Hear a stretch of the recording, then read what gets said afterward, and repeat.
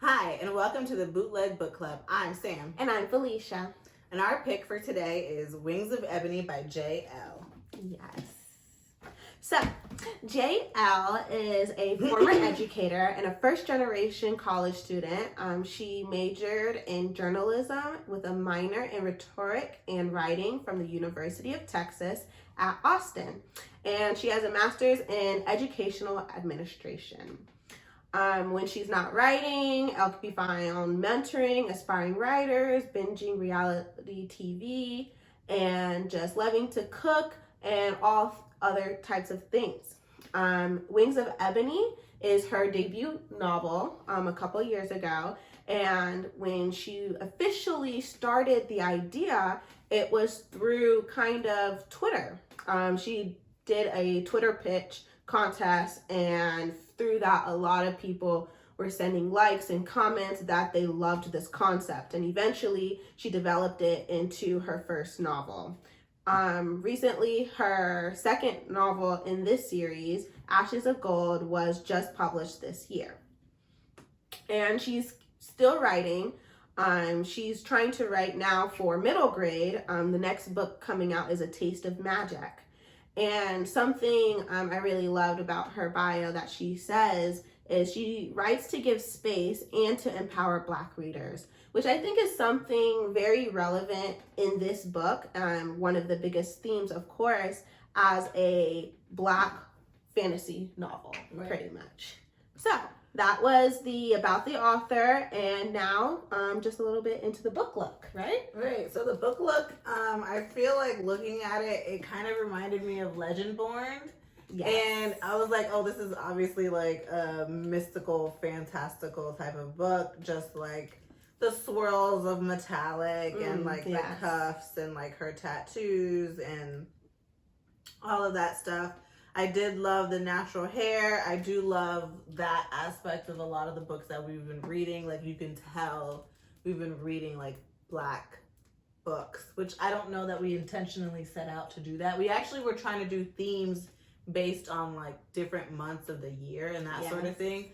But it just so happened that a lot of the books that we were interested in reading this year were Black books, and I think that is partially probably because we just got out of being in school. Like when we started this project, and like we hadn't really been in control of what we were reading, and so like for the first time in a few years, we were like fully in control of what we were reading, and we just gravitated towards that. And I do appreciate like seeing like how hair is depicted in these covers. Yes, and I just really like the look. I kind of got this kind of Black samurai type of feel with the attire in the book, and just like the gold elements and pieces just made it stand out as just like really beautiful artwork for the cover. And the hood, I don't know, maybe I'm looking too deep into it, but the hood, I think a big part of the main character's identity is she is from the hood. So I just thought now she's like covering the hood. Almost like Luke Cage, like that, where that kind of became his thing, like being from the hood. And like the hoodie can sometimes be like what they try to use against you to like as like a reason to be targeted or whatever. But like, you know, I think that was a big part of Luke Cage too. Like, he put the hood on his back, like, you know, but literally the hood was on his back too. Yes.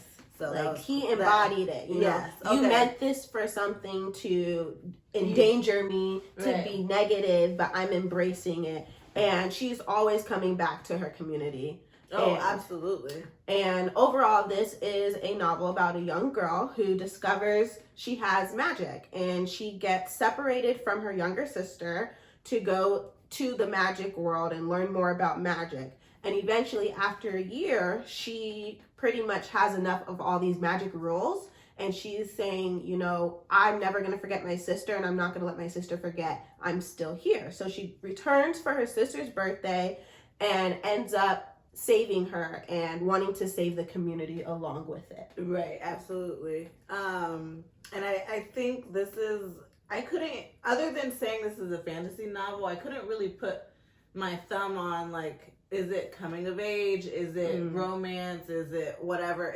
It was really just like, this is truly like a fantasy like novel. This was really centered around the magic and just using the magic to save her neighborhood, really, at the end of the day. Pretty much, yes. Okay, so let's get into the bookmark. Okay. What were your favorite and least favorite parts? And particularly, like, is there any quote that you want to share? Yes. For me, I can't really say there was like a favorite or a least favorite part. I felt like it was like jumping from like hardship to hardship or trauma to trauma in a lot of ways. There was a bit of that in there. So I can't say that like there's like a favorite or least favorite part. I think this, like, for this book, this is probably one of the first books that I was like, it's because we have a section in the deep dive where we talk about rough draft, like what was difficult to read. And it's like, I had multiple difficult to read, parts. But I will say there was a part in particular that I at least found a little inspirational or like just interesting, which was the myth of Kintome. And basically, the main character is compared, Rue, the main character, is compared to Kintome because, and that kind of becomes her new nickname, they say, because Kintome pleaded with the king to let him fight the beast. The king said no. He ignored the king and he marched into the sea and he was never seen again. And the elders or the family that is trying to tell Rue the story mean to tell it in like a cautionary tale type of way, but Rue doesn't see it that way. Right. She says, she says, did the monster keep terrorizing the people? And the answer is no.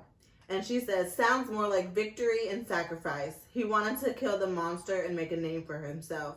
I mean, we still talking about him, ain't we? I'd say he succeeded on both fronts. And I was like, boom, bam, bop. But she didn't say this part out loud, but I was like, you know what? Yeah, like, I think that goes to show Rue's character. Like, they meant it as a cautionary tale. And for Rue, it's like, if I sacrifice to keep my people, safe, if I sacrifice to help my hood, I think it is for her, or I sacrifice to get my sister, like, to safety or protect her, like, it's worth it. And I don't care what people got to say. So yes. And I think that's definitely shown throughout the book, her character, because the book is seen through flashbacks too, where you see she's learning about magic, she's in class, and she's always challenging and questioning their ideas, basically, and saying, in her, there was always something in her that says that something's not right here. You're trying to put me on one path, and I can't. I think for me, it came from the very beginning, from the author. And it would be, and for you, reader, there is an ember in you that's hungry to burn. That is your magic. Let it. Ooh.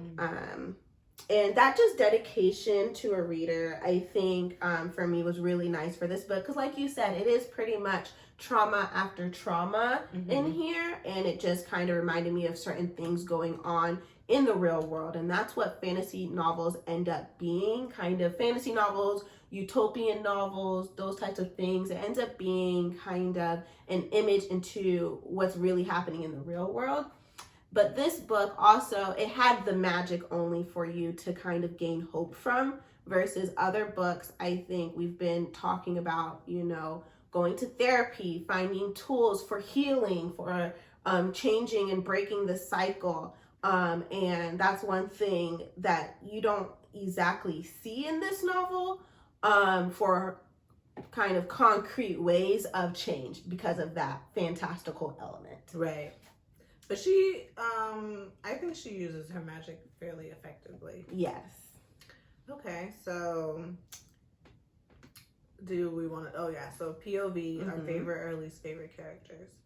So I will let you start because I really struggled with this. Okay. Like, I have a lot. It's just that I'm like, I feel like I was going back and forth. Like, who can I trust? Who can I trust? Right.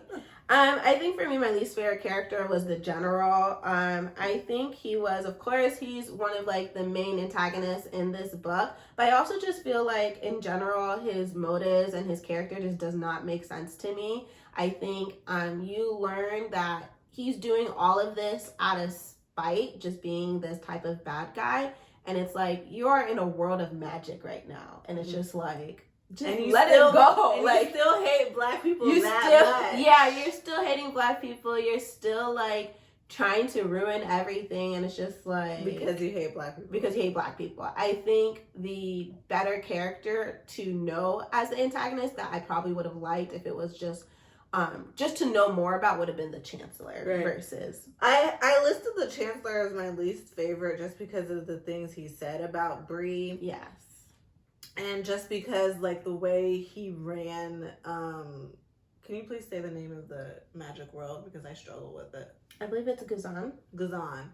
Okay, so I felt like he basically ran it to where he placed people either in the mines or you were rich or you basically had nothing. Right. And I really hated that he was, like, in charge of that. And I hated that he was treated as a god, like, when they said thanks to him, like even like in prayer, like over food and just like different things like that.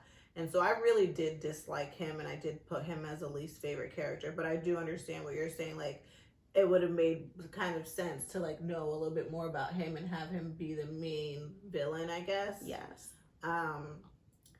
And then I will also say, like, in general, like, I just disliked the gray people, which are, like, as a whole.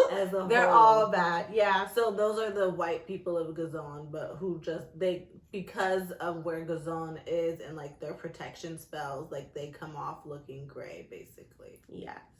And then which I thought was funny. Because it wasn't really necessary to the story, but it was just funny. Yeah. And then my favorite character was Miss Leola. And she's the grandmother figure in the novel, and I really liked it because there's a part where Rue, the main character, she's going back and forth between the magic world and the human world, and she goes to her grandmother figure, and she's just like, I knew about magic, you know. And it was just, I was waiting for you, and I really liked that just type of mothering figure that she was able to draw on, and you see that she's there for the community. She has the young boys coming in to help her, and she's feeding them, and then when the community kind of comes together at her house, she makes gumbo for them, and that was just so lovely, I think, and seeing those scenes were really my favorite pieces of the book. Right. I would say I just wrote that Miss Leola is a boss. Yes, she and is. I'm gonna keep that for the deep. Like, I feel like all my favorite characters I have to keep for the deep dive. Okay. Actually. Well then, let's head into the deep dive. Okay, Miss Leola is a boss because, well, actually, the deep dive is where we do spoilers, basically. So if you haven't read this book yet and you're planning to read the book, then maybe pause here and come back later. Otherwise, you can keep going and just like get into this with us. So basically, Miss Leola is a boss.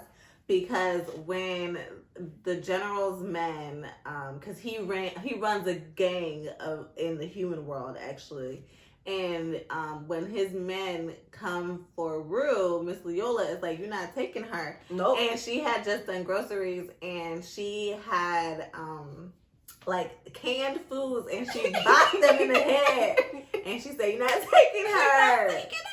So I was like, yes, Miss Leola is a boss, okay? And then, like, my other two favorite characters I listed were Jamal and Bati, who are from, basically, they are the true people of Gazan. Yes. Right, Gazan. They are, like, the true people who have magic, because we learn later that the chancellor and the general and those people and like the people that they've given magic to, that was all stolen. Yes. Like the true people who had magic were the black people of Gazan, was that tribe. Yes. Was Rue's father Asim's tribe. And so Jamal and Bati are like from the group of people who still exist from that tribe, but just like sheltered away or, in a different area because they were tired of being persecuted, basically. Right. And Jamal is a guy who realizes that basically closer to his ancestors, like where they're buried, he has more access to his magic, basically. And he's just like I would say, well, this is Rue's favorite thing to say. He's a ride or die for Rue. Mm-hmm. And then Bati he's an elder of this community, and he remembers being a boy and truly seeing the power, like the true power of the magic that tribe had. And just he guides Rue and helps Rue to find her own true magic, right? And like lets her know like your magic isn't gone, because Rue believes that she was led to believe that her magic was tied to the Chancellor, and once she was at odds with the Chancellor, she just didn't have magic anymore. And Bati's like, no, like you have magic, like we're gonna get this magic back for you, and like helps her with that. So I thought that was I also just love that Asim, her father, was able to introduce her to this community. Yes. And I put him in neutral character because I just wish he did it sooner. Like I really hated that he left her in the human world and didn't come for her until her mother passed away. I understood all the explanations and all these sacrifices and blah blah blah. You but did? I felt like he was trying to say, I'm doing this to protect you. And it's just like, hidden information isn't protection. Well, when I say I understand, I mean, like, I understand, like, where the book was going, like, trying to explain, like, Yes. you know. As an author, as like, an I author, see what like, you're I trying see to what do. you're trying to do, but like, I still was like, I'm not really feeling like what he did. Like, Yes. that's why I kind of put him as neutral. He was initially, like, least favorite, but then I was like, okay, he was doing some things to kind of, like, he didn't fully redeem himself, but he was getting there. Yes. And then her best friend, Bree, who I feel like was very helpful, but it was one of those, and I think these people exist in real life where like they're helpful to a point, right? They're helpful they want to help you until you start doing better than them. Yes. Until you have the advantage over them. Right. And they're like, I don't want to help you no more. She was helping Rue from this position of, I have the power, I have this intelligence, you know, I have this knowledge about this system of magic. So once they do learn, like, our original system of magic is a lie, right? It's like, Bree's ready to crash and burn, like, her life is over. Right. And now she's like, this authentic relationship she tried to have, she realizes it's been fake and you are fake. The friendship that you have, like, created here. Right. But I will say that Bree, in her own way, like, even though she is like fake in that way, I would say she still helps Rue throughout, like, to the end of the book, right? Like, she still does little things here and there to, like, kind of help Rue, but it's just clear that she's like, she just doesn't want to give up her magic even though that it's stolen. Right. And Rue does say something I really like to kind of go through that, because Bree is trying to work through things, but Rue says, you don't get it. I see you trying to work through it, but I can't let you keep hurting me or anyone here in the process. Right. So you're trying to work this through, like, of course you didn't steal magic, Bree. Someone else did, and you've been taught this your whole life. But if you want to keep your magic, you're hurting me and my community back home. And that's, like, the part you don't understand about this process you're on. Which I think is, like, now that we're talking through it, it's, like, kind of like white privilege, right? Yes. Like, you want to hold on to this white privilege, or you don't want to feel guilt for for white privilege, not realizing by not acknowledging it or by not, being truthful about the opportunities it may have gained you, you're not taking the time to understand how the Black community, as a result, was damaged because of that, basically. Yes. So actually, now talking through that, I can definitely see that parallel, basically. Yes, I see that parallel. And then for the original Gizan community, that was a favorite too, but it was also, I know it's early on, but I just wanted to say it. It was also my rough draft. It was hard to read because it reminded me of the beginning of slavery, where a lot of communities, to escape slavery in the U.S., they would go out to maroons, right, and make a maroon community up in the hills and the mountains that they knew, areas that they knew enslavers wouldn't follow them, right? Mm-hmm. So it's just like the Gazan have to go live in caves, right? They have to go live in hiding for their survival and different things like that. So that was just like, that was another parallel to the real world for me. And then this idea of Rue's always questioning. She's like, what are you talking about? What are you talking about, when they're trying to tell her the truth? And she was like, where are the history books? And it's just like, this is an oral history, right? Which is still should be seen as truth, right? Because we didn't have this luxury of writing down history because we weren't seen as the victors here. Right. So they're trying to hold that even the history together. That I would say, even in like our world, right? The history that did exist in a lot of times was destroyed, right? Yes. And that was done purposefully because they didn't want the truth to come out, right? Right. So yeah, there's definitely a lot of parallels when you really sit back and think about it.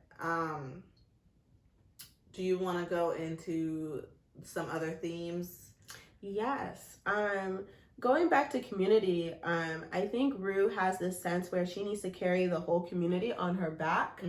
And it ends up being a lot because I think throughout the book, she's trying to do everything on her own. And she's trying to originally, just talking about friendship and sisterhood, she's also trying to save her sister on her own, and her sister kind of gets to a point of, let me help you, you know? And Rue has to learn to let others come in, and we could be good all together. Now, I agree with that to a certain extent. I do believe she could have done better by like opening up and letting other people help her. However, I do not think the sister really had anything that she could offer. I'm sorry. I think she had the capability. I'm sorry. But what were you gonna do, Tasha? Like, what were you gonna? All you did was get caught. Period. Next. Okay. So, but I do agree with, like, she should have been more open to like getting help from the hood, right? And in the end, like, that does happen. But I think part of that, it was like a theme that kind of went through the book, though, was like, mom raised a diamond, right? Yeah. Oh, I'm like, this pressure is on me so I could become a diamond. Like, I'm all I got. And then, but it was just so weird because it was also like, that was juxtaposed against like, oh, everybody in East Row is family. That's like family. Like, if you don't understand this, because she would tell her father, like, you don't understand, like, that's family. Like, that's not my half sister. That's my sister. Yes, like, I need to go back for her. Yeah, like stuff like that. So it was like really interesting. She was just like trying to explain, like, I have to go back for the hood, like, and because he at one point was like, well, you can bring Tasha here, and she was like, no, you don't understand, like that. I would have to bring my whole block here. Like, she was on that. And it was just kind of like, but you don't want help from anyone either. It was kind of strange. Yeah. And it kind of also was like, there's this phrase that they say a lot. And it was basically, they say it in the Gazon language. However, it translates to, I'll be stronger through the pain, basically. And it was just like, I actually didn't really I didn't really love that whole situation. I think that's kind of where it comes from for Rue. Like, all of this pressure and pain that I'm going through is going to make me stronger, and I'm going to be able to deal with it, and I'm going to just do this thing. And it just was like, I don't think so. Yes. So that was, and actually, I think, for me, that was like, I put that as a rough thing for me to read, because it's like, you just, all this talk about the hood and everything, it's like, but I don't know that you're fully realizing that if this is your family, that you can lean on that family and get support from that family. So yeah. Yes.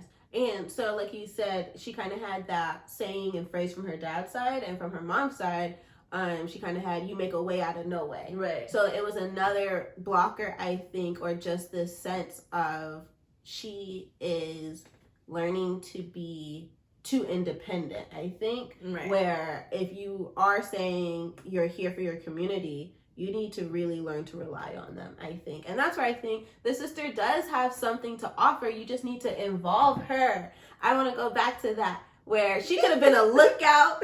She could have thrown cans too. If Miss Loyola can help Tasha could help too. It's just nobody's actually preparing her and telling her the truth. And that's where it's just like, I think that's what's happening. There's so much hidden truths at this part. And where I guess I am looking forward to, I think I would read the second book to just let this all, for the truth to be set free. And you do get that in the end of the book a little bit, but I don't think it's like enough. I don't know that I loved the author's writing style enough to read the second book, and I only say that because this is something you liked but I didn't like, was like the back and forth. Yes. Which for me is like, this is already a fantasy novel and it's like hard to keep up for me. Mm-hmm. And doing the back and forth thing was not really working for me. And I was getting confused. So this is why, one, I love fantasy novels. I think I suggested the 2 fantasy novels that we have read so far. I like fantasy novels too because, like, outside of this, like, I've read Children of Blood and Bone series. Okay. And other paranormal I got stuff. you. Like, I like paranormal romances a lot. Like, Hush Hush and stuff like that. Yes. But I think the difference here for me and why I like the flashbacks, I think it helped move along the story. Where the story actually starts with Rue saving her sister, right? And you start in that, you don't start where, oh, I learn about magic, now I have to go through this first book about this whole world, right? So you think sorry, I didn't mean to interrupt you. Oh, no, it's okay. I think she kept the action where now we're just learning bits and pieces through the flashback, where I think that was just, I think that's how other fantasy novels can be a very much slow burn until the very end. Actually, I kind of see your point because I remember reading Legendborn and I remember thinking like, this did not get interesting. Like, I loved Legendborn, but I do distinctly remember feeling like I didn't get into it until like after page 200. But that book is long as hell, so it's like it kind of makes sense. Yeah, you know what I mean. I don't know if this is as long as Legendborn, actually, now that I think about it. I'm curious to know. No, it's not, because I see it doesn't even go past page 400, so it's not. It's not. And that is true. Like, Legendborn had to do so much setting up the world in the beginning. You didn't really like get to that action part until like post page 200. So. Right. But I did like that book a lot. Yes. Do you have any other rough drafts? The details of her mother's death, I thought that was really difficult to read, and it kept coming up, right? Yeah. Because of the flashbacks, and then just also because that is a pivotal moment. Like, that is what introduces her into the magic world, and in fact, they were actually coming to kill Rue, but they got the mom instead. Right. And that was difficult to read, and then Asim, unfortunately, also passes away, so now Rue is basically an orphan. But I really did not like, again, I don't like how he wasn't really there for her growing up, and then when he dies, he basically gives her all these fake memories, like, this is what I wish we could have done, and it was just like, but we could have done that if he was just around, bro. I cried, though, because she also, I feel like my rough draft was part of that, where there was no real relationship with the dad, so I didn't care for the fake memories. But Ruth starts trying to tell the dad, like, all about her life now. Because in the beginning, she didn't call him dad. She didn't want to tell him anything about her life. But she's trying to shout these memories before he goes. And I'm like, this is so sad. Yeah. But I will just say, like, I understand that, like, he was making sacrifices for her. And that's how he saw it. But it's just like, I really think you could have fostered this relationship in a way. Like, you could have, I just feel like you could have figured it out. And I don't really buy the whole, like, oh, because, like, there's this necklace that basically was supposed to protect, Rue's mom from being found from the Gazon people, the gray Gazon people, which it makes sense that it didn't fully protect her because the general was human, so it would have protected her from the general. And his gang was in her hood, like, But I just feel like, okay, you are from the ancient people, like, your magic couldn't be taken away, like, you couldn't figure out anything, like, nothing at all, like, I He was going through a lot because he was with the Chancellor's crew, and I think that whole thing was I didn't off. love it. I didn't love it. Yeah. That's all I'm gonna say is I didn't love it. Right. So anyway, yeah, I didn't love that part of the book, but other than that, I feel like this was a solid read. Like this, I definitely preferred Legendborn. I'm gonna be honest, but it was still a good read. I would say it was a good read. I think it was a good read too. And I didn't really have much for the writing wish. I mentioned everything. For me, it was cut the general. Mm-hmm. I think the Chancellor could have been the ultimate villain for that setup. Mm-hmm. I hear you. Yeah, I don't really have anything else to add either. I think if you're into fantasy, it's definitely something that you can check out. But just be aware that, I mean, there's a lot going on, is what I will say. There's a lot going on. But I still think it's a nice story of like sisterhood and family and just like learning to like lean on other people, I guess, for support. But yeah, that's all I've got for this one. Thank you guys for watching and listening. And please make sure you like and follow us on all of our social media platforms and check out our website for our official book review and check out our Instagram for our rating coming soon. Thanks. Thank you. Bye. Bye.